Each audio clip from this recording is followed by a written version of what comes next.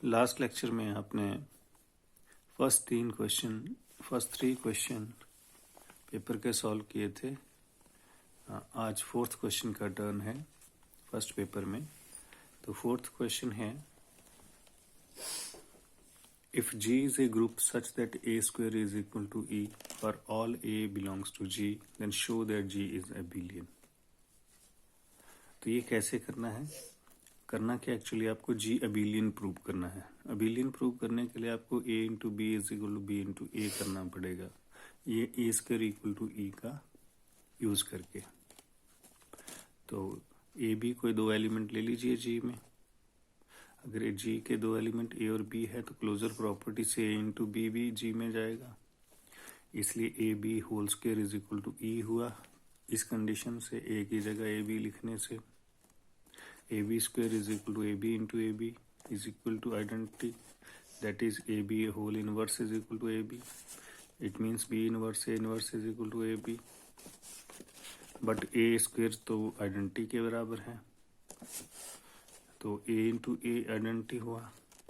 यहाँ से A inverse ए आ जाएगा। सिमिलरली अगर आप बी स्क्वायर लिखेंगे आइडेंटिटी, इसी रिलेशन से इसी को यूज़ कर रहा हूँ मैं बार बार। ए स्क्वायर को कभी ए की जगह ए बी लिख रहा हूँ, कभी ए स्क्वायर की जगह बी स्क्वायर लिख रहा हूँ। तो जैसे बी स्क्वायर आइडेंटिटी लिखूंगा तो बी इनवर्स बी आ जाएगा। तो इस रिलेशन को देखिए फर्स्ट को, जहाँ पर बी इनवर्स ए बी के बराबर है। तो इसमें ए इनवर्स का वैल्यू ए रख दो, बी इनवर्स का वैल्यू बी रख दो, और आपके पास आ जाएगा B A is equal to A B.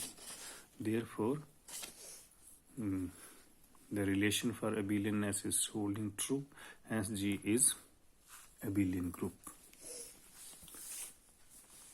Next question है,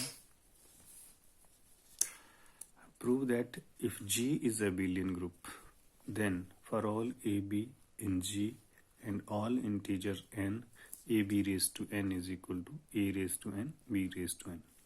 तो इस क्वेश्चन को प्रूव करने के लिए हम मैथमेटिकल इंडक्शन का इस्तेमाल करेंगे। अब देखो यहाँ पर ए बी की power n is equal to A raise to N, B raise to n है, और n सारे इंटीजर्स हैं। इंटीजर्स हैं तो n की वैल्यू 0 भी हो सकती है, पॉजिटिव भी हो सकती है, नेगेटिव भी हो सकती है। तो सबके लिए मुझे ये रिलेशन होल्ड करवाना है। तो सबसे पहले n इक्वल टू 0 के लिए देखते हैं। जैसे ही आपने n की वैल्यू 0 रखी है दोनों तरफ, तो वैसे भी आप देखो ए बी रेस टू किसी की पावर 0 को तो आइडेंटिटी एलिमेंट आ ही जाएगा, और a raise to 0 b raise to 0 करो वो भी आइडेंटिटी इंटू आइडेंटिटी आएगा। It means a B raise to 0 equal to a raise to 0 b raise to 0, क्योंकि दोनों आइडेंटिटी के बराबर हैं, ये भी और यहाँ से, इसलिए दोनों इक्वल हो जाएंगे। तो n इक्वल टू 0 के लिए तो ये ट्रू हो गया। अब n ग्रेटर देन 1 के लिए 0 के लिए देखते हैं। तो n इक्वल टू 1 के लिए देखा तो ए बी की power 1 is equal to A into B, that is equal to A raise to 1 B raise to 1। Hence the result is holding true for n equal to 1 also. अब assume कर लो कि this result is holding true for n equal to k, that is we have A B raise to k is equal to A raise to k B raise to k। Now we shall prove that the result is true for n equal to k plus 1। ये assume किया गया है और n equal to k plus 1 के लिए मैं prove करूंगा इसका यूज करके। जब n की वैल्यू k plus 1 रखेंगे तो आपके पास a b की पावर k plus 1 होगा। अब a b की power k plus 1 is equal to A B raise to k into A B. यहाँ से थोड़ा रीअरेंज करिए चीज़ों को, एबिलियननेस का इस्तेमाल करो, और लास्ट में आपके पास आएगा a की power k plus 1 into B की पावर k प्लस 1। तो देखो ए बी की power k plus 1 is equal to A raise to k plus 1 B raise to k plus 1 हो गया। Therefore the result is true for n equal to k plus 1। Hence by mathematical induction the result is true for all n greater than 0। अब आप देखेंगे कि अगर n less than 0 हो जाए यानी नेगेटिव हो जाए तो आप अज्यूम कर लीजिए कि n is equal to minus m है, where m is a integer. तो ए बी की power n is equal to A B की पावर माइनस m, क्योंकि n को माइनस m लिखा है।